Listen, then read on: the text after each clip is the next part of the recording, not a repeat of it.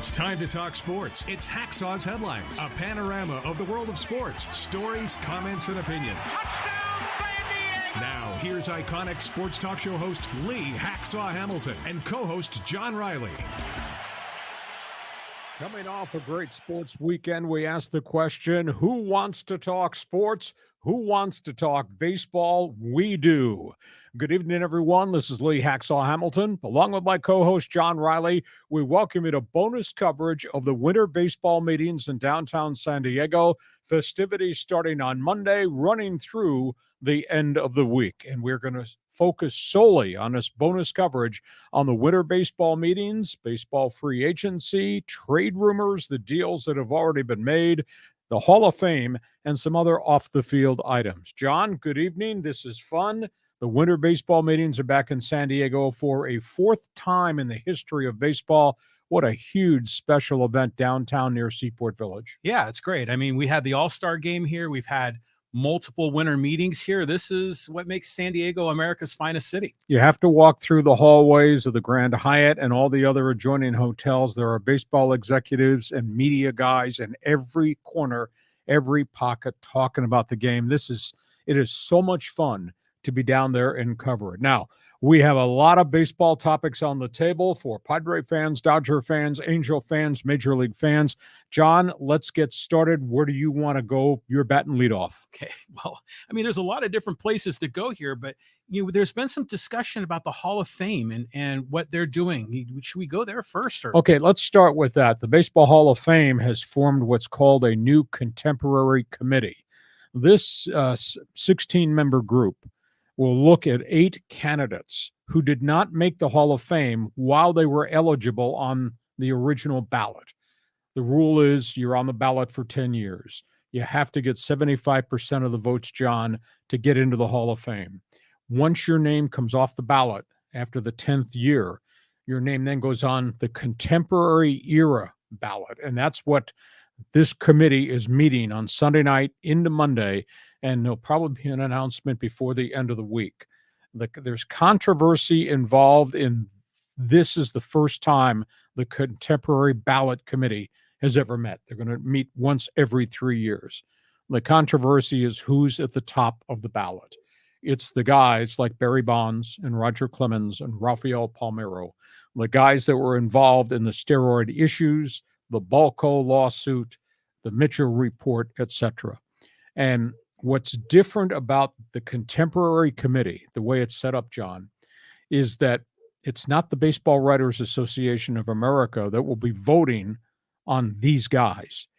This committee is headed up by former Hall of Famers, baseball executives, and a couple of other administrative people, statistic people, media people. What you've got is Baseball Hall of Famers who got to Cooperstown cleanly and deserve the honor, and baseball executives who pioneered drug testing and pushed that through with the union. These are the guys that are on this committee. You've got Ryne Sandberg, and you've got Greg Maddux, and you've got Frank Thomas, and they were tremendous players. Heading up the executive part of this baseball committee, Theo Epstein, a legendary Hall of Famer Paul Beeston. These are strong-willed leaders. And then there's a couple of media types and statistical people who will be part of the committee. 8 names on the ballot, led by the 3 controversial ones that I mentioned. Fred McGriff, great slugger, Atlanta, Toronto, San Diego. Legendary Atlanta Braves slugger, Dale Murphy. Curt Schilling, Red Sox Phillies pitcher, who had a phenomenal career in season as well as postseason. This committee will evaluate these guys. There's 16 votes. You have to get 12 of 16 votes to get in to the Hall of Fame. So now we sit here and we wait for this debate. Barry Bonds, Roger Clemens, Rafael Palmeiro did not get in when they were eligible for 10 years. Now you got hardliners who earn their way into the Hall that are going to make the decision on Bonds and Clemens and Palmeiro. The highest percentage total Bonds and Clemens ever got was 65%. They missed it. You have to get to 75 to get into Cooperstown. Now the question is, can they gather up 12 plus votes from this committee at the winter baseball meetings to go to Cooperstown, I think it's going to be hard because these are pros. These are pros. These are pros who are clean, who earned their way into Cooperstown. And now you're dealing with the controversy of Bonds and who Clemens was and how Palmeiro acted. That's the big picture. Your reaction? Well, this is an interesting story because, first of all, I think McGriff and Murphy definitely need to be inducted. They are legit. I mean, Murphy was the core of the Braves, him and Bob Horner back in the late 70s, early 80s. And we love the Crime Dog when he played here in San Diego. But talking about the controversial guys like Barry Bonds, I mean, there's no doubt the dude was on the juice. But you know what? You go back in history, and a lot of these other old timers, they were taking other kinds of boosters and adrenaline boosters to get them on, going on the field. So I don't know. It seems a little bit like the ones that are in get to keep the other guys out. I don't know. I would tend to allow those guys to get in, but with an asterisk by telling the full story, because they were legitimate great players even before they took the steroids. They play a big part in the history of the game. I think they're deserving, but with the full disclosure. Interesting take and aspect, and that has been discussed, but the commissioner says we're not putting asterisks on anybody's plaques at the Hall of Fame. A sidebar to what you just talked about was there is another raging debate that goes on. I'm sorry to say this, but in Cooperstown, and I've walked through those hallways, and I've been there, and the plaques, and it's phenomenal. But in Cooperstown, we do have known racists who got voted into the Hall of Fame. We got drunkards. We got womanizers. Yeah. Now, we don't have cheats to the dimension of Pete Rose, the gambler. And at this point, steroid users from this era have yet to be voted in. Mark McGwire, who had a mystical career, was the first one that came out and said, yes, I did it. I did it because of injuries. And his vote total went down and down and down to the point that he's off the ballot. He's not even in a consideration for this ballot because he had such a minuscule percentage point. Tough call. The baseball purists say no, but the baseball fan says, I love baseball. I follow these guys forever and ever. That's where we are. We'll see what the committee comes up with this week and whether or not there's an announcement by the end of the winter baseball meetings. Yeah, this is going to be fascinating. And so we got this going on in Cooperstown, plus we got what's happening here in San Diego. Okay, let's start with the Padres. Let's go there. All right, the Padres have a tough question. This has to do with dollars and cents, John. The luxury tax threshold this year is $233 million. We're led to believe the Padres are within $3 to $4 million of the 233 top. If they go over 233, it would be the third year in a row that they exceeded the luxury tax, and you have to pay penalties. But if you go over this third time, John, you wind up paying 62% tax on anything above 233. Mm-hmm. And you lose international signing money, and you lose draft picks. Now, you can reset your club by staying under the luxury tax level this year, which would mean next year you could go back in and go over the top with minimal penalties. But because they've done it 3 years in a row, or will do it 3 years in a row, if they go over $233 million. So that's the big question. Are they willing to do this and forfeit draft picks and international money to go get the right player? They don't have a lot of budget space. They don't have a first baseman. They don't have a left fielder at this point. They have a question mark in center field. They have pitching depth. The only alternative, and this could happen this week, is you make a trade. And they have a lot of interest in Pittsburgh Pirate outfielder Brian Reynolds. I've been told the asking price is either Adrian Morejon or Ryan Weathers, the catcher Luis Campusano, and other prospects. Are the Padres willing to trade more young guys away to get this guy? Brian Reynolds' contract is very affordable.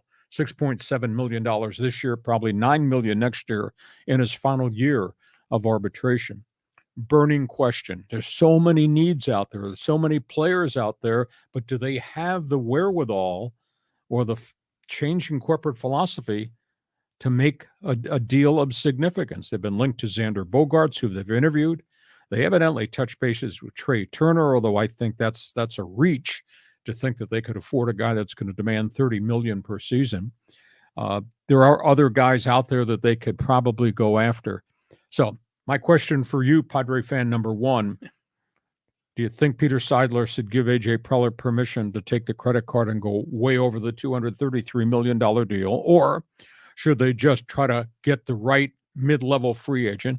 Or are you willing to trade more blue chip prospects, what's left in the farm system, to see if you can get Brian Reynolds out of Pittsburgh? It's your turn.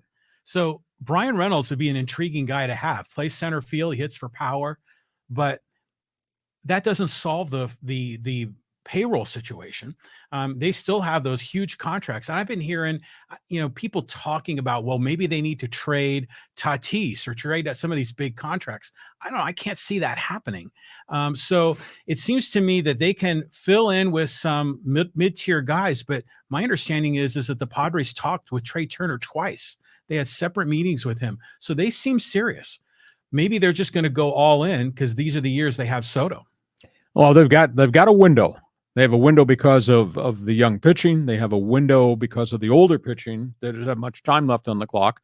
And then they have the window of Juan Soto for at least 2 more pennant races. That's a reach, though, because once you shoot through the 233 limit, then you're going to start paying real significant money, and you're losing this other stuff that keeps your organization going. Fascinating to see what they do there. There's an awful lot of mid-level guys that they could go get. And lost in the conversation, it's like getting Tatis back is like getting a big star off the free agent list. Mm-hmm. You're going to add him to the lineup. We don't know how really good this offense can be because we never saw Tatis with Machado and all these other guys that developed last season. Tough call. Peter Seidler's, he's pushed all of his chips to the middle of the table. A.J. Preller, they gave him a blank check and he overspent it. Be fascinated to see what they do by Friday. But that's the storyline on the Padres. I think the tough decision they have to make as to how they're going to deal with free agency, or do they fix it or add to it by virtue of trades. Next team. Okay, let's go up the I-5 to Chavez Ravine. These people are $101 million beneath the luxury tax right now. But that's by virtue of all the guys they've not yet signed or re-signed and the guys they've let go. Clayton Kershaw's not signed yet, though I think he will. Justin Turner has not signed yet. Maybe he will, but it has to be at a reduced price. There is no Cody Bellinger signing. He is gone. Their big issue is they have needs. They have needs at those positions in center field. They move Mookie Betts to second base. They have needs at third base if there is no Justin Turner. Trey Turner's not coming back, so who's your shortstop? Is it Gavin Lux? The thing that helps them, even though there's pitching questions now at Dodger Stadium, is they got 5 young guys coming out of Oklahoma City, and they gave cameo appearances to Ryan Pepio and some of those guys this past year. They've met with Justin Verlander. He gives them what they need, a frontline guy in the rotation. At 3 years, $40 million per season. They could afford that because it's a short-term contract. So keep that in mind. They have talked to Carlos Correa, but that's a $30 million investment.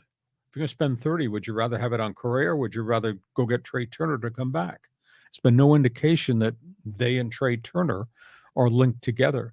They've talked to Xander Bogaerts. His price tag is about $24 million. That's a really good ball player that's evidently leaving Fenway Park and the Boston Red Sox. So the one thing that makes the Dodgers different than the Padres is the Dodgers have this big chunk of budget space to use. And now the question, how do they use it? From the Dodgers standpoint, have never been afraid to go over the luxury tax threshold, but they also have reset themselves to get below it so they don't have the penalties going forward when the clock starts again. Thoughts on the Dodger Blue? Well, I think it's interesting because their strategy is to go for those short-term contracts, right? And that gives them the flexibility because every couple of years, big contracts fall off the board. It would not surprise me at all to see them go all in for Aaron Judge and all in for Verlander. I think they can do both of them, fit them easily into under the salary cap and still have money to burn. There has been no indication that they've had a face-to-face meeting with Aaron Judge, which kind of surprises me because Judge spent a whole day and an evening in San Francisco with the Giants, who've got cap space. Obviously, they've met with Verlander. Judge has been offered upgrades twice by the Yankees already, and I don't think the Yankees are done. The Yankees' last offer supposedly was 8 years, $300 million. Now, the rumbling out there that I've gotten from people in the hallways at the winter baseball meetings would be that Yankees might go as high as 8 years, $320 million to keep Aaron Judge. Fascinating to see how that story turns out. Third club in Southern California. This is a different approach to baseball now. Yeah, the Angels have been really kind of interesting how they've been getting some puzzle pieces, getting them to fit together, not making the big splash, but the team looks really improved. They've made strides. I think there's a budget limitation. Arte Moreno is trying to sell the franchise at this point, but they've acquired 4 players already in the offseason. I think there still might be another short rental with a veteran name. But they traded for Hunter Renfroe, who can play multiple positions. That's a pretty solid major leaguer. If he hits 250 and hits 25 home runs, which he's capable of and has done that in the past, that's a good acquisition. He's still got 2 years to go on his contract before he becomes a walk free agent. I was a little bit surprised that Minnesota traded them Gio Urshela. This guy's 275 hitter, 17 to 20 home runs per season. Played well with the Yankees, got traded to Minnesota, played well up there. He solves the shortstop problem they've got there, and the guy's got a bat and a little bit of pop in his bat.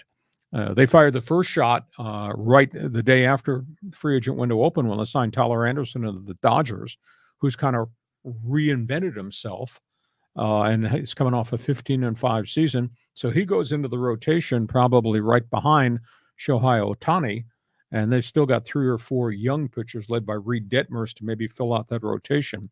And then they signed Chris Davinsky, who had been a pretty decent setup reliever and even a part-time closer before he had physical problems. He's a former Astro, former Philly, former Arizona Diamondback. They got him on almost a cost-free rental.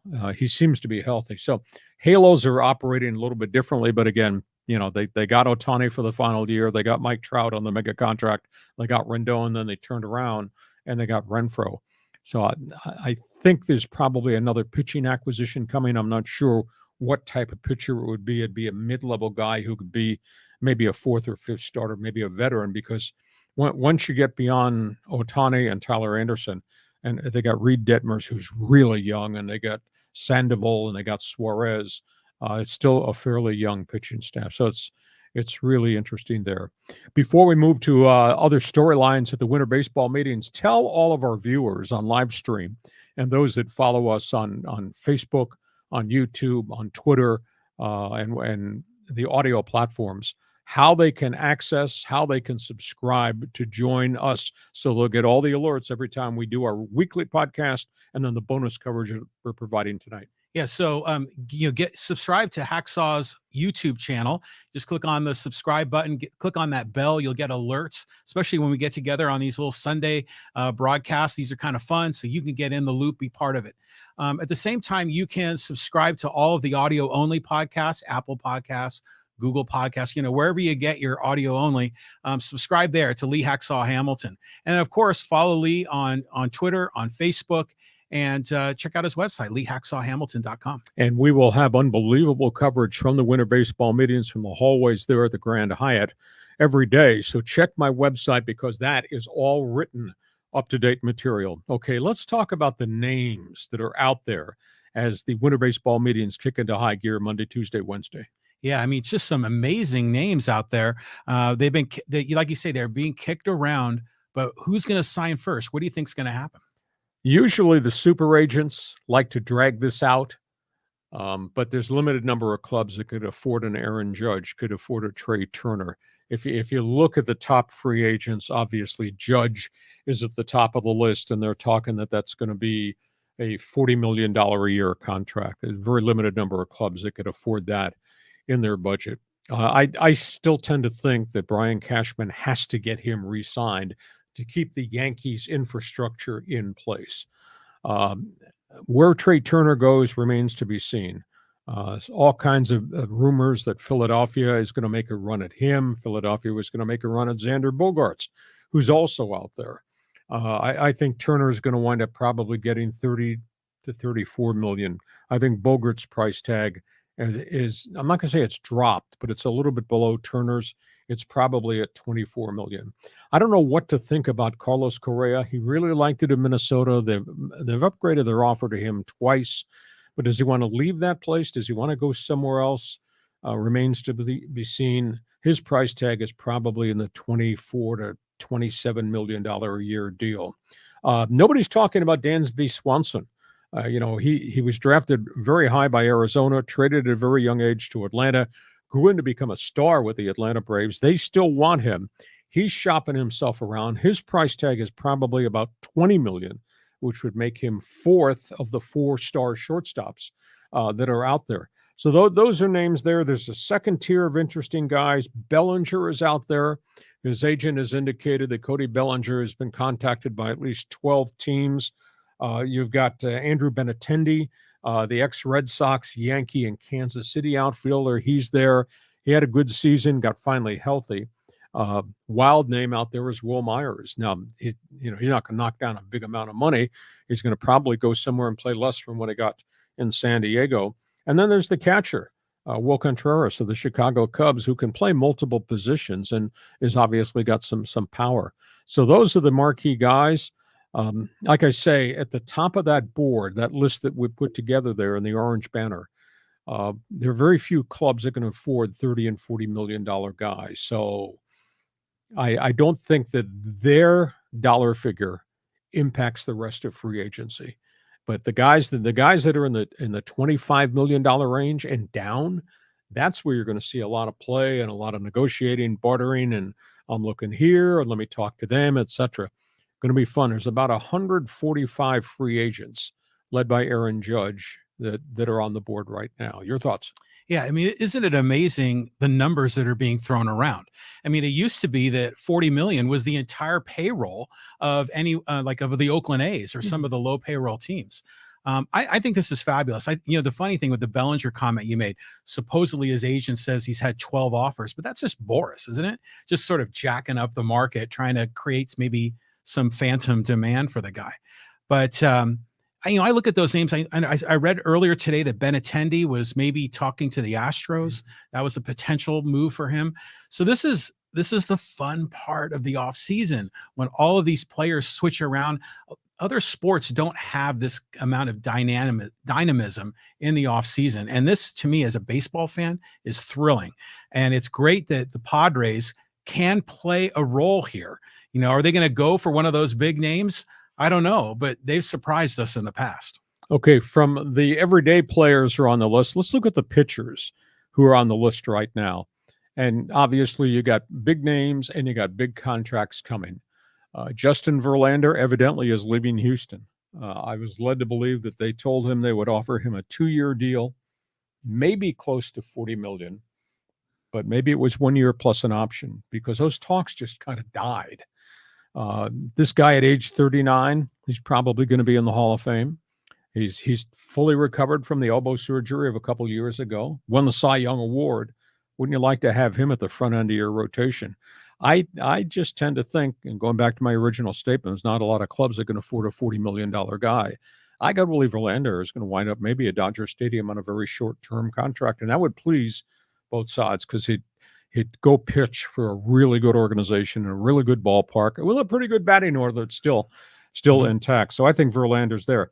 There's a drop-off with the second and third and fourth guys. Carlos Rodon is getting a lot of play from a lot of people because the ex-White Sox #1 pick bounced back from surgery, pitched for San Francisco last year. I thought pitched pretty well. Rodon's getting a lot of play probably because of the cost factor. If you're looking for a front-end starter, he's a workhorse, throws a lot of innings. You can afford him for $20 million if that's the price, 20 to 25 max. That's what I was told by one agent. So Rodon is getting a lot of play. Dodgers have been in on him too. Now, I don't think the Dodgers would sign both he and Verlander, but he might be the fallback if they can't get Verlander done. So keep an eye on that. Kodai Senga's numbers are pretty high. And at one point, I thought the Padres really had a chance at the Japanese right-hander from SoftBank Hawks. But the price tag, I've been told, is like 5 years, 75 million. And at that point, that's pretty steep. 15 to 20 million for him at age 30 might be a little too pricey for the Padres, but Seattle's out there. The Cubs have got money to play. And the intangible part about dealing with Kodai Senga is the fact that they got Japanese players on those teams, just like the Padres did. Mm-hmm. And Seattle's got a great legacy with Ichiro Suzuki and the great legendary star who's now retired and back in Japan. And the Cubs last year signed the big Japanese hitter, Seiya Suzuki. He's there, and he's friends with Senga. Going to be fun to see where the Japanese pitcher goes. I don't think it's going to be San Diego only because the dollars are so big, but he's probably the third guy to keep an eye. It's going to come off the board. And then the mystery guy to me is Chris Bassett. You know, he had come up with the Oakland Athletics, pitched really well a year ago and wound up getting traded and went to the New York Mets. This guy's proven himself. He's asking for a 4-year deal, probably in the vicinity of $20 million. He's durable. He's huge. He's still very much a young arm. So he's probably going to be signed too. So, you know, just off the top of my head, those are the hot names in Major League pitching. Interesting name out of the bullpen that nobody's talked about is Kenley Jansen, ex-Dodger. He had a really good season with the Atlanta Braves. Mm-hmm. Now he's got 100,000 miles on him and his body, but maybe that'd be a 1-year rental plus an option. And somebody's looking for a legitimate closer, maybe him. So those are the marquee names in pitchers. What do you do on the mound? Well, I mean, there's a lot of different ways to go here. So as far as Verlander, I agree. I think the Dodgers make sense. They like short-term contracts. Verlander only has 2 or 3 years left in him. The Mets, though, need to replace DeGrom. And so I've been told they're looking at Rodon. You know, Verlander would be a really good fit there as well. I mean, Scherzer's making over $40 million a year already, so they're prepared to do it. But some of those other names are interesting. Kodai Senga, I get your perspective about the Padres. Maybe they don't have enough money, but isn't it interesting how not only are Japanese players coming into Major League Baseball, but a lot of Americans that played in Japan are coming back to America, you know, like Pierce Johnson, who really resurrected his career. And of course, Suarez from Venezuela and Mexico. And Nick Martinez, you know, so it's neat to me to see the fluidity between the two leagues and kind of getting them closer to being on par. And it really sets up the World Baseball Classic to be an exciting event. But yeah, some of the other pitchers on the list, Chris Bassett, I've heard rumors that maybe he would be a fit for the Padres because A, he's more affordable, and B, he pitched under Bob Melvin in Oakland. Anything is possible when you try to connect the dots, but more times than not, John, these deals get made because of the dollars. Just quote, follow the money. That's where we are. Now, you mentioned the signing of Jacob deGrom. Let's talk about the guys that have already committed to move to different teams. And we've had some free agent signings. I was stunned on Friday night when the word leaked out deGrom to Texas. But 5-year contract, mega money. This guy is not quite right now what he was prior at his peak with the New York Mets, the health issue there. Although he did pitch pretty well at the back end of the season at Citi Field. But to go to Texas, he just signed for the money. Texas has no pitching really to speak of outside of Martin Perez, who they offered the qualifying offer to. Texas it's a tough place to pitch. I mean, the heat in the summer is just brutal in Texas. Now, a year ago this week, they invested a ton of money to go get Corey Seager, and they were as active as anybody in the free agent market, loading the lineup. But it all fell on its face, and they had no pitching at all. And some of the guys didn't have good first halves of the season. So interesting to see how Chris Young, maybe he's got the open checkbook, the former Padre who's now the general manager. And since John Daniels has been removed from the baseball operations, ownership has given Chris Young a blank check. Go get it done. So they did get deGrom. In terms of the other signings, Mike Clevenger. So he went from $5 million a year in San Diego, the 2-year deal they gave him as he was recovering from all these surgeries, has a knee problem. He goes to the White Sox on a 1-year deal, worth $12 million. He has $7 million pay raise to go 5-5 with a high ERA while he was recovering from the knee issues. I find that absurd, that amount of money for a guy that's got this history of, he's got three surgeries now. But that being said, please understand that he was 41-26 before he got hurt. And we saw in San Diego, there were flashes of starts where you say, that's the guy I remember with the Cleveland Indians. So I guess the White Sox are taking a bit of a gamble.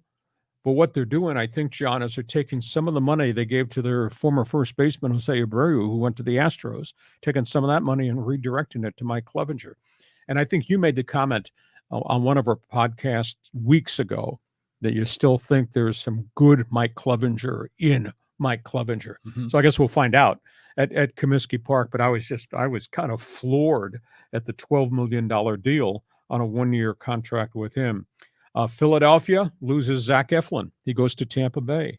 The Rays kind of step out of the blueprint of how they operate their franchise, and they give Eflin a 3-year contract worth over $40 million. He did not want to be a relief pitcher. He wants back into the rotation. So he's going to be at probably one of the front guys in that Tampa Bay Rays rotation. There were a couple of other pitchers that signed. Miguel Castro was kind of off the radar, but he had an ERA under 2 pitching out of the Yankee bullpen. He pitched pretty well for New York, and he signed with Arizona. And then Kyle Gibson, I don't quite understand the Orioles doing this when there's so many other guys out there that have had better track records than Kyle Gibson, but Baltimore signs him. I thought that Baltimore was going to go after Noah Syndergaard, the former New York Met, finished up with Philadelphia, but did not happen. But the DeGrom signing, I think, caught a lot of people by surprise. A, the dollar value because of his injury issue, and then B, where he wound up. But maybe this was the best deal and he wanted to move him. Maybe it's got something to do with a relationship with Chris Young. Maybe it's got something to do with the new manager, Bruce Bochy. Yeah, I mean, that's what I think is going on. Because when Bochy signed in Texas, we were all like, Texas, Arlington, what's Boch going there? Why is he coming out of retirement to go to a middling team in the AL West? And then they must have presented to him a game plan. Says, we're going to go out and spend money. We're going to go out and get DeGrom. We're going to go sign some other marquee names. And then Boch is probably thinking, okay, there's something here. My understanding with the DeGrom contract is there's a lot of caveats in there that if he has arm trouble, if he has other injuries, those dollar figures come down pretty substantially. Zach Eflin's an interesting one because he's the former first-round draft pick of the San Diego Padres. I think he was in the Matt Kemp trade in Yasmani Grandal when they went up to LA. So, you give away some to get some, but it's interesting to see names come full cycle. And then the Clevenger deal. Yeah, I agree. There's something in there. He's still got it. He just has to get through the injuries and perform. But the money is just silly and they're getting it. So if they're getting that kind of money, that means they're obviously worth it. But it just shows you the amount of revenue that is flowing through this sport is unbelievable. Now, the other story about the winter baseball meetings, John, as we go to our final segment, involves trades. There will be deals. There will be deals of young prospects. There will be deals that I can't sign this guy a year from now. There will be deals of this guy's going to be arbitration eligible. I'm not going to pay that kind of money when he becomes an arbitration guy, so I will trade him. So as all of our attention in the hallways at the Grand Hyatt is going to be strictly about free agents and who goes where, keep in mind there will be some significant deals. And of course, we had trades. I like the Angels acquisition of Hunter Renfroe. I think that's a 2-year rental, a guy that's pretty productive and just grinds and wants to play every day. And I think that's a nice pickup along the way. A name that has not been mentioned, I think he's rock solid. He's not a star, but Kevin Newman from our backyard here, who was played very well in a very bad situation in Pittsburgh, and he got a little bit of hurt a year ago. Kevin Newman was traded from the Pirates to Cincinnati. He's going to get a chance to play every day and be their shortstop. And if he hits 275 with a little bit of pop and plays okay defensively in the Queen City, I think the Reds got themselves a good player because I think Kevin Newman is just kind of throwback, pros pro, old dog style of baseball. But I think he's a pretty good player. It was a really unique trade from Seattle. The Mariners just keep making all these deals. The Mariners traded Kyle Lewis, who was a former #1 draft pick, and he went to Arizona in a significant deal. My hot young guy for your hot young guy. The only glitch is Lewis has not arrived yet to be an established major leaguer, so Arizona thinks they can get something out of him. And in addition to Seattle making that deal, Seattle traded for Tio Hernandez of the Toronto Blue Jays, who really hit well and can play multiple positions. So they're just exchanging some pieces along the way. And then Colton Wong, the Milwaukee second baseman, former Cardinal, he goes to Seattle too in a trade. So there's no blockbuster 12-player trades like A.J. Preller made the first year he was here, but we've got some deals to help clubs, and there'll probably be some interesting deals in the next 3 to 4 nights there at the winter meetings. Yeah, the Kevin Newman one is interesting to me because, he Poway High product. He was a 2-time batting champion in the Cape Cod League when he played at University of Arizona. He was a great kid, great family. And it seems like his situation changed in Pittsburgh because of O'Neal Cruz. And he was this dominant young guy that is playing shortstop, is my understanding. And so, a change of scenery, good for him. It's a small ballpark. Hopefully he can, show some power. But we're always looking forward to those big trades. Remember, like the trade that the Padres made to go get Ken Caminiti, that big 11-player deal with the Astros. Those always kind of light it up, and those make it fun. But the GMs are together in San Diego, and anything can happen over a cup of coffee or an adult beverage. You never know. Final statement. The winter meetings are so cool because you're kind of on the clock. And when you go there, and I've told other media members this, you're there for 12 hours. You sit in this massive media workroom, and they got all the TVs on, and all the networks are doing ESPN and MLB Network are obviously doing shows from there. And then PR guy comes down and says, we're going to have a press conference. We're going to have a meeting with Andrew Friedman of the Dodgers or A.J. Preller or the new GM Manasian of the Angels in 15 minutes. So then all of a sudden, those of us that are involved covering those teams, we get paraded up to their suite. AJ sits there at a table. Friedman answers your questions. The Angel general manager does the same. It just never ends. And then sometimes there are press conferences with a player agent. Scott Boras will have a separate press conference out in the hallway. And then sometimes they bring free agents in who are signing their contracts at the winter baseball meetings, and they'll put them up on the podium. It's just, you're a baseball junkie, you'd like it. It's a good place to hang out. You'd really like it. So this is going to be an interesting couple of days, especially with the marquee free agents at the top. John, for everybody that enjoys our podcast. Well, Lee, we got some fans forum comments. Can we get a few of them in? Is that all right? Fire away, fans forum. Okay, here we go. Dave EK said, it would be a shame if they pull this scam to get cheaters, especially Bonds and Clemens, into the hall. Totally the wrong message to send to the kids. I tend to agree with you and go back to the original statement I made at the start of the segment. The baseball writers aren't voting on the contemporary committee. These are Hall of Famers who lead up the committee and baseball executives who lead up the committee. This group, this leadership that'll vote, they're all hardliners, anti-steroid guys. I don't think that these guys have an opportunity, Bonds and Clemens, to get into the Hall of Fame. Yeah, I think it's going to be tough for them to make it. I don't see it happening. But let's go down the list here. And Dave EK has a couple more comments. They're all good ones. Dodgers can't possibly hope to be a World Series contenders with Urias and Gonsolin and Dustin May leading their pitching staff. Well, you're downgrading Urias. He's got 30-plus wins the last 2 years. I mean, that guy's an ace. Gonsolin has picked up a pitch along the way. It's made him kind of a warrior. Dustin May was pretty dominant before he got hurt. When pitched, he's totally healthy now. And I really believe that they are going to get Kershaw signed to another one-year extension.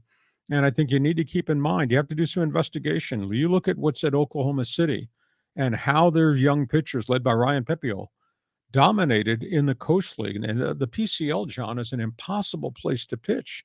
Your hot prospect goes down there, he's got an ERA of 5.95, and he's getting shelled. But that's because of the ballpark and the altitude and all that. And yet Pepio and these other guys pitched really well. I went back and looked. They've got 5 young arms. A couple of them had cups of coffee, made cameo appearances this past season. I think they're all going to be in spring trading, fighting for parts of the rotation. So I think the Dodgers, once they decide if it's Verlander or if it's somebody else, I think it might be Rodon. I think the Dodgers pitching staff will be set in cement. Yeah, it's going to be exciting to see what happens up there. But you think that they're getting all those dollars organized to fill spots in their batting order. But yeah, they've got to make some moves at the top of the pitching rotation. I agree with you. I think Verlander is going to LA. And there's $101 million total that they've got. So they can spread that to a wide variety of guys. And they could also bring back Justin Turner, who, a lot of people forget. And he's an old dog. I agree with you there. He had a horrific start. But from June 1st on, he hit .315. And he played like Justin Turner normally plays. So I still think there's a little gas left in the tank. Okay, we got a few more here from Dave. Lighten up the live stream. They'll need the budget room to pay Urias in 1 or 2 years to think about, and he finished 3rd in the Cy Young this year. Exactly, and I think if you add into the equation, you got guys who probably won't be back. I mean, Kershaw's money probably after this coming season goes away, goes off the books, and there may be some other guys that they're not going to keep. And understand this, because of the revenue streams that baseball has created, the luxury tax is going up. It's going to be at $233 this year. It goes to $240, and then it goes to $253, I think, in the third year of the collective bargaining agreement. Mm-hmm. So there will be more money to spend on players and free agents as you go forward. Wow. I mean, it's a great time to be an athlete and a professional athlete these days. Hey, this is the final one here on the fans forum. Davey K says, just came through on MLB trade rumors. McGriff is elected to the Hall of Fame and the cheaters lose. Well, the crime dog was a great player and he was a great citizen. And I think that's huge. There's an intangible thing. And I think the old timers use the word integrity. And I think those guys, the Ryne Sandbergs of the world, who were leading this, always spoke about the integrity of the game. So Fred McGriff, that's tremendous for him. He was pretty close to getting there, and he was not a great persona. He was very quiet as an individual in the Padre clubhouse, and he just was a professional. He went about doing his business, and look at what he wound up with, 459 home runs, I think it was. Phenomenal statistic, but just rock solid forever and ever. So that's a great story there. John, for everybody that enjoys our Thursday podcast, tell them how they can subscribe so they'll get the alerts for what we do weekly, what we do with the special segments that we make available during the week, and then what we do when we have bonus shows like this one. Well, I mean, one of the ways you can do it is just to follow Hacksaw on Twitter at Hacksaw1090, because Lee's always posting when we're going to be getting together for podcasts. All of our episodes are posted there on Twitter and Facebook. So follow on social media. Go to YouTube, subscribe. If you're on Apple Podcasts, Stitcher, Spotify, Google Podcasts, wherever you get it, you can subscribe to Lee Hacksaw Hamilton, and you'll get on board and be part of the group and have some fun with us. And we invite you also, want you to text, tweet, email all your friends who are baseball fans or sports fans, and just tell them about our podcast that we do every Thursday and invite them to join us. And check my website. It's all written. We're right tonight. We'll post overnight. You'll have it first thing in the morning. All the stories from the winter baseball meetings, plus what's going on in the NFL, what's happened with the bowl game selection committee, the NBA, the NHL, and of course the World Cup in soccer. That's LeeHacksawHamilton.com, and alert your friends to our website too. Hey, thanks for being part of our bonus coverage as we start the coverage of the winter baseball meetings. John and I will be back with you again Thursday. Hope you had a great sports weekend. Bye-bye. Join us again for Hacksaw's Headlines on YouTube, Facebook, and Twitter. And find the audio version on your favorite podcast apps. For more content, go to LeeHacksawHamilton.com.